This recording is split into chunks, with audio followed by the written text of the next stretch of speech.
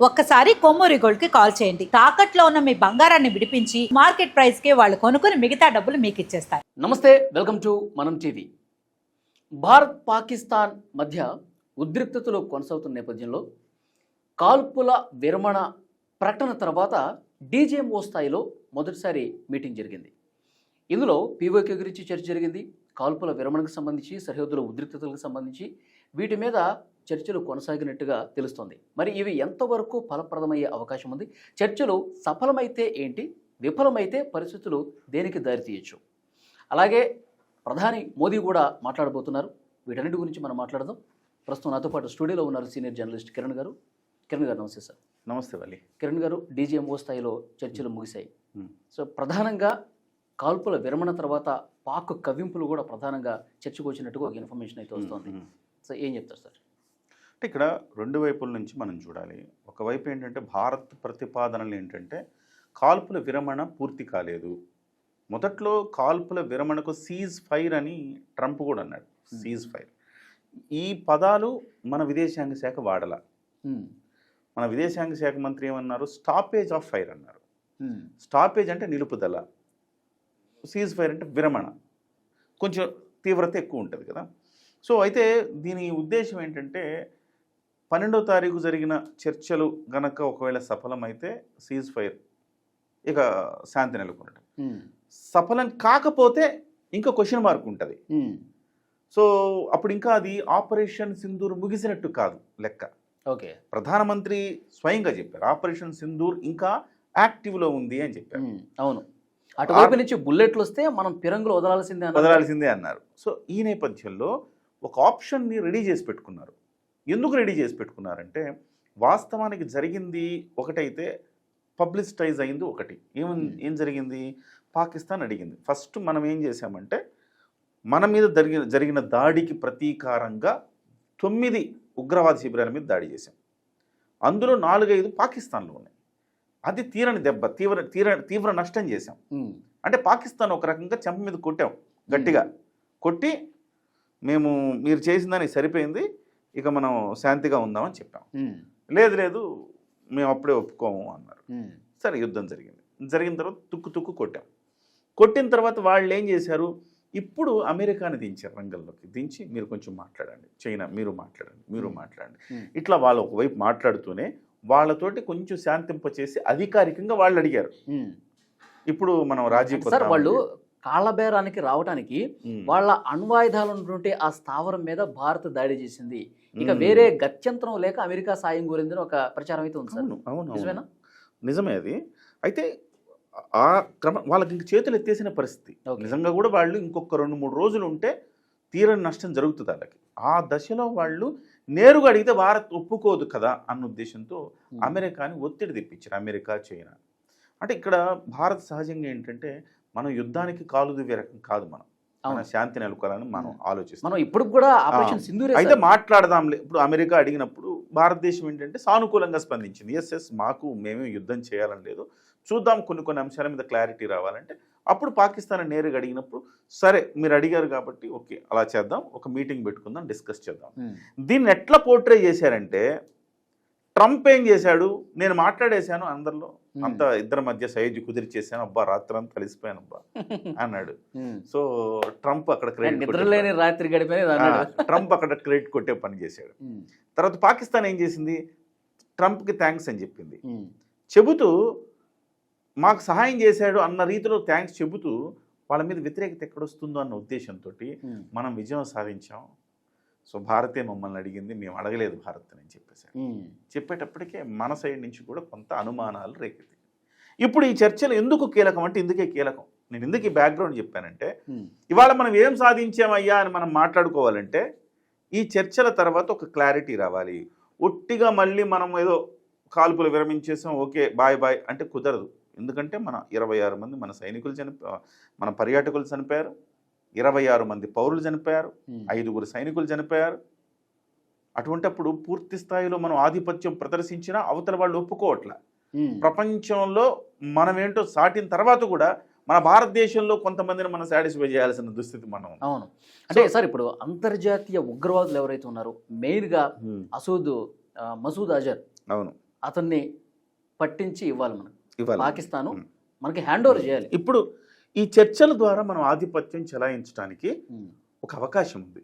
దాన్ని వినియోగించుకోవాలని భారత్ అనుకుంటోంది. ఉమ్, సో అనుకున్నంత మైలేజ్ రాలేదు కాబట్టి, నిజంగా మనం విజయం సాధించినా అక్కడ మనకి పోర్ట్రే అవ్వలేదు కాబట్టి, ఈ చర్చల ద్వారా మనం ఒక కంక్లూజన్ తీసుకొద్దామని భావిస్తుంది. అందులో భాగంగా పిఓకే స్వాధీనం, ఉగ్రవాదుల్ని అప్పగించటం, ఉమ్, ఉగ్రవాద శిబిరాలను నాశనం చేయటం, వాళ్ళ దగ్గర ఉండే వాటిని ఓకే నాశనం చేయటం, ఈ మూడుటి కనుక అంగీకారం తెలిపితే ఓకే భారతదేశం ఈ సీజ్ ఫైర్ అని కాల్పుల నిరవధిక విరమణ, ఉమ్, పూర్తి స్థాయిలో కాల్పుల విరమణకు అంగీకరించినట్టు అవుతుంది. ఓకే అయితే ఈ 3 పాయింట్లు భారత్ పట్టుబడుతుంది. వాళ్ళు ఏం పట్టుబడుతున్నారంటే, వాళ్ళు జనరల్గా అడిగేది ఏంటంటే, వాళ్ళకి ఇప్పుడు కావాల్సింది ఏంటంటే, అసలు చర్చల్లో కూడా వాళ్ళకి ఏం కావాలంటే సింధు నీళ్లు కావాలి వాళ్ళకి. ఉమ్, ఆ సింధు జలాల మీద అట్ ద సేమ్ టైం దౌత్యపరంగా, ట్రేడింగ్ పరంగా, వీసాల పరంగా, సంబంధాల పరంగా, వీటన్నిటి పరంగా కూడా చర్చించాలని వాళ్ళు అనుకుంటారు. ఉమ్, మనమేమనుకుంటున్నాం, అయితే వాళ్ళు పీఓకే గురించి కూడా మేము మాట్లాడతాం, కాకపోతే అంతర్జాతీయ జోక్యం కావాలని కోరుకుంటారు వాళ్ళు. ఉమ్, మనమేమంటున్నాం, అంతర్జాతీయ జోక్యం ఏంటారు బాబు, నా భూభాగం అది, మీరెవరిని వేరే వాళ్ళ అవసరమే అసలు లేదు, మూడో దేశాన్ని అసలు మేము పరిగణలోకి తీసుకోవాలి అవసరమే లేదు.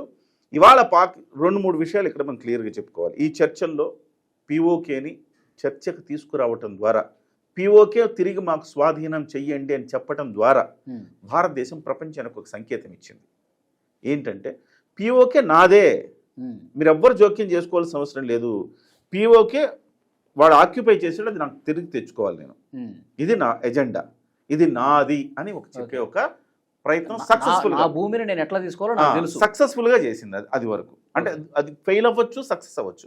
వాడు పీఓకే స్వాధీనం చేస్తాడా, ప్రాక్టికల్ గా సాధ్యం కాదు కదా, వాడు చేయడు కదా, మనకు తెలుసు కదా.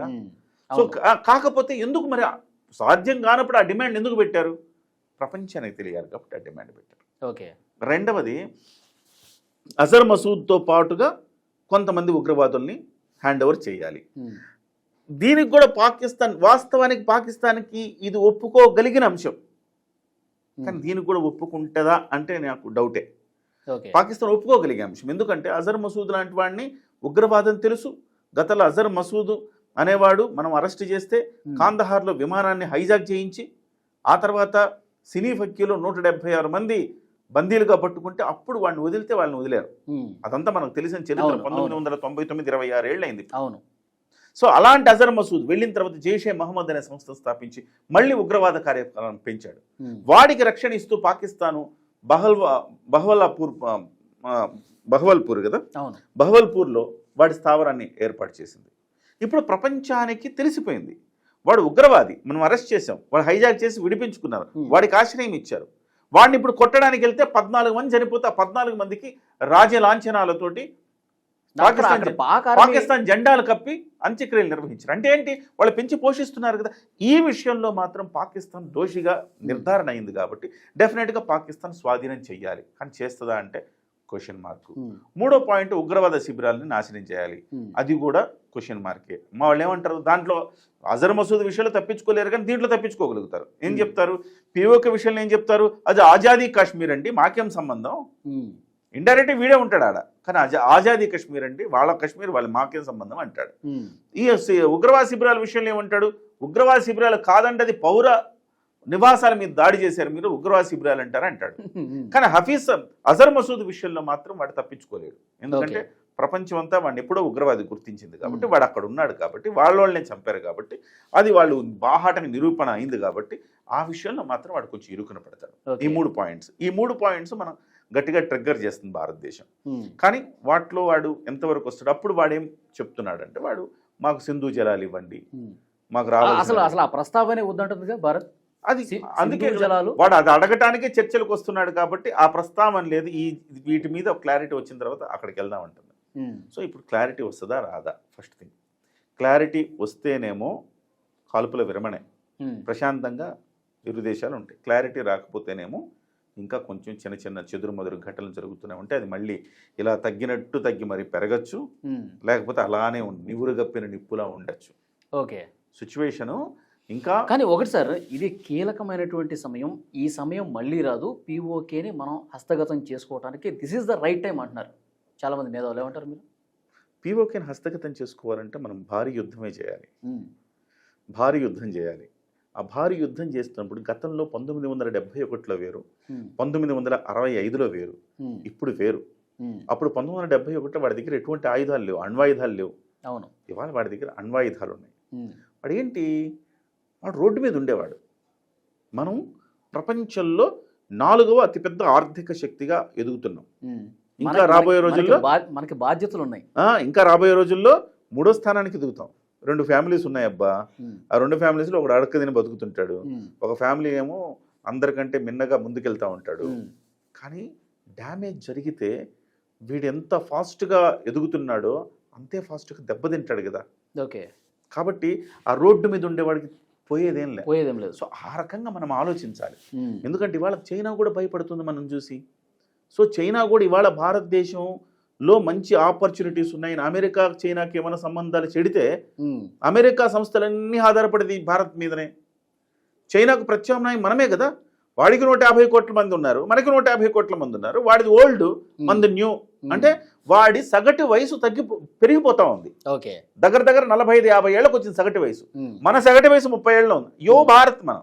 అవును, మనం ఉరకలేస్తున్నాం. ఓకే, పని ఎవరు బాగా చేయగలుగుతారు? మనం బాగా చేయగలుగుతాం. కాబట్టి ప్రపంచ దేశాలకు మనం ఒక ఆశాదీపంలో ఉన్నాం, ఆపర్చునిటీస్ గ్రాప్ చేస్తున్నాం. ఓకే, ఇలాంటి స్థితిలో మనకి అంటే సార్ ఇక్కడ పాకిస్తాన్ ఇలాంటి దీన స్థితిలో ఉన్న, పాకిస్తాన్ ఇంత దారుణమైన రోడ్ల మీద తిరిగే పరిస్థితిలో ఉన్న, దాని ధైర్యం చైనాని చూసుకునే కదా. డెఫినెట్గా చైనా ప్రస్తావన తీసుకొచ్చింది. దీర్ఘకాలంగా మనకు మద్దతు తెలుపుతుంది. చైనాకి ధన్యవాదాలను కూడా చెప్పారు కదా వాళ్ళు. చెప్పారు. అంటే ఇక్కడ చైనా కూడా బదనాం అయిపోయింది కదా వలి. ఎందుకంటే చైనా వస్తువులే కాదు, చైనా బాంబులు కూడా తుస్సంటే వాళ్ళ HQ9 మన S4 బదనాం అయింది కదా ఒక రకంగా. సో నేనేమంటున్నానంటే ఇవాళ ఈ చర్చలు చాలా కీలకమైన చర్చలు. వీటిని కంటితుడు భారతదేశం ఏం చేయాలి? మనం సరే ఏం చర్చలు జరిగిపోయినా ఏం జరుగుతుందనేది పక్కన పెడితే ఏం చేస్తే బాగుంటుంది, ఏం చేస్తే బాగుంటుందంటే ఫస్ట్ పాయింట్, భారతదేశం ప్రకటించింది కదా ఉగ్రవాద దాడి అంటూ జరిగితే ఈసారి యుద్ధం చేసినట్టుగా భావిస్తాము అన్నది. అంటే యుద్ధం చేసినట్టుగా భావిస్తాము అంటే మన మీద యుద్ధం ప్రకటించినప్పుడు మనం ఏం చేస్తాం? ఎదురుదాడి గట్టిగా చేస్తాం. అంటే ఒకసారి ఉగ్రదాడి జరిగితే మనం ఏం చేస్తాం? వెళ్ళి పాకిస్తాన్లో ఉన్నా కానీ వాళ్ళ మూలాలను దెబ్బ కొడతాం. దానికి పాకిస్తాన్ ఒప్పుకోవాలి. ఇప్పుడు ఒకప్పుడు అల్ ఖైదా వాళ్ళని మట్టు పెట్టడానికి పాకిస్తాన్లో ఉన్న, ఆఫ్ఘనిస్తాన్లో ఉన్న పాకిస్తాన్ వేదికగా చేసుకునే కదా అమెరికా ఫైట్ చేసింది. సో పాకిస్తాన్ సహకరించింది కదా. రేపు పొద్దున కూడా మీ వల్ల కాలేదు, ఉగ్రవాదులు దాడి చేస్తారండి, మళ్ళీ చేశారు, ఇది నీ యుద్ధం కదండి, మాకేం సంబంధం లేదా బాబు, మాకు సరే మీ దేశంలో ఉన్నారా, నేను వచ్చి కొడతా, నువ్వు సహకరించు. సహకరించాలి. అవును, నీ వల్ల కాలేదు వాడిని నిర్మూలించడం, నేను నిర్మూలిస్తా, నువ్వు నాకు సహకరించండి, సహకరించాలి. ఈ రకమైన ఒప్పందం చేసుకోగలిగితే మనం విజయం సాధించినట్టు. ఓకే, అంతే కదా. ఇప్పుడు ఉగ్రవాద దాడి చేయించాలంటే చేస్తే మళ్ళీ మన మీదకి వస్తాడు రా వాడు. కాబట్టి అది గనక మనం ఒప్పందం రాతపూర్వకంగా చేయించుకోగలిగితే మనం సక్సెస్ అయినట్టు. లేకపోతే ఇది చర్చలు సఫలం కానట్టే. మిగతావన్నీ కూడా నేను అనుకోవడం, POKని ఇవ్వడం కానీ, లేకపోతే అజర్ మసూద్ని ఇవ్వడం కానీ, లేకపోతే వాళ్ళ దాంట్లో శిబిరాలు ధ్వంసం చేయడం కానీ, ఇవన్నీ పాకిస్తాన్ యొక్క వైఖరి తెలిసినప్పుడు మనకు అవన్నీ పాకిస్తాన్ ఒప్పుకుంటుందని నేను అనుకోను. అసలు బలూచిస్తాన్ ఒక ప్రకటన చేసింది. ఏమంటుంది బలూచిస్తాన్? పాకిస్తాన్ అసలు నమ్మొద్దు, నమ్మక ద్రోహం చేస్తుంది, చాలా కమ్మనైన మాటలు చెప్తుంది చర్చలు జరిగే టైంలో, భారత్ కొంచెం జాగ్రత్తగా ఉండాలని చెప్పి సూచన చేసింది బలూచిస్తాన్. సూచన చేసింది. భారత జాతీయ గీతం పాడుతున్నారు వాళ్ళు, మీకు మా మద్దతు ఉంటుందని చెప్తున్నారు, మీరు గట్టిగా ఉండండి, కావాలంటే మా భూభాగంలోకి వచ్చి దాడులు చేయండి అని చెప్తున్నారు.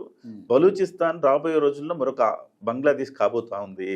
ఇది ఇవాళ కాకపోవచ్చు, రేపు కాకపోవచ్చు, రాబోయే రోజుల్లో ఖచ్చితంగా బలూచిస్తాను డెఫినెట్గా ఒక మళ్ళీ ప్రత్యేక దేశంగా అవతరించబోతోంది. కాబట్టి అది పాకిస్తాన్కి పక్కలో బల్యం, అది గుర్తుపెట్టుకోవాలి. అయితే ఈ చర్చలు మాత్రం నేను అనుకోవటం, ఈ రకంగా గనక ఒప్పందం జరిగితే, ఉగ్రవాదుల కోణంలో ఒప్పందం జరిగితే, ఇక దొంగ చేతికి తాళాలు ఇచ్చినట్టు. వలి వాడికి తాళాలు ఇచ్చినట్టు. ఉగ్రవాద దాడి జరిగితే నీదే బాధ్యత అన్నావు అనుకో, అంతే కదా. అది రాతపూర్వకంగా ఉండాలి. అంతర్జాతీయ మోస్ట్లీ వాళ్ళు ఒప్పుకునే అవకాశం లేదు సార్. వాళ్ళు ఒకవేళ ఒప్పుకోకపోతే ఆపరేషన్ సింధూర్ అనేది మనం కంటిన్యూ చేస్తూనే ఉండాలి, కంటిన్యూ చేస్తూ ఉండాలి. అంటే ఆ ఒత్తిడి తీసుకురావాలి.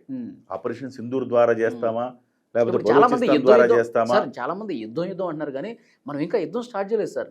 సింధూరే కొనసాగుతుంది. మన ఉగ్రవాదుల మీద మాత్రమే దాడి చేస్తాం. కానీ పాకిస్తాన్ ఏం చేస్తుంది? మన దగ్గర ఉగ్రవాదులు లేరు కదా, ఎవరి మీద దాడి చేస్తుంది? పౌరుల మీద దాడి చేస్తుంది. సో అంతర్జాతీయ సమాజంలో కూడా మనం దీని మీద ఒత్తిడి తీసుకురావాల్సిన అవసరం ఉంది. Yeah. సో వాస్తవాలు పెట్టి మనం బయట నుంచి మద్దతు బాగా కూడగట్టాల్సిన సమయం ఇది. Yeah. దాంట్లో కనుక భారత్ సక్సెస్ అయితే డెఫినెట్గా పాకిస్తాన్కి ఇబ్బందికరమైన వాతావరణం వస్తుంది. సో చూద్దాం సార్, ప్రధానమంత్రి మోదీ కూడా చాలా క్లియర్గా మాట్లాడబోతున్నారు. ఆయన మాట్లాడిన తర్వాత ఆ పరిణామాల మీద మళ్ళీ ఒకసారి మనం డిస్కస్ చేద్దాం. Definitely. Thank you very much. Thank you.